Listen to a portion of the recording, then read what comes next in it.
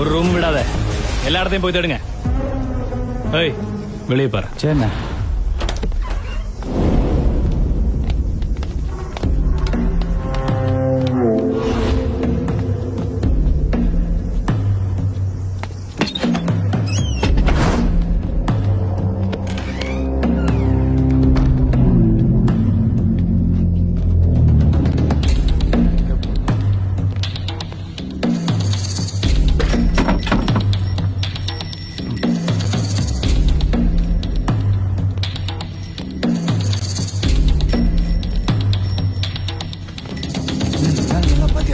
வேலை இல்லடா அண்ணா, அவளை எங்க தெரியும் காணுண்ணே.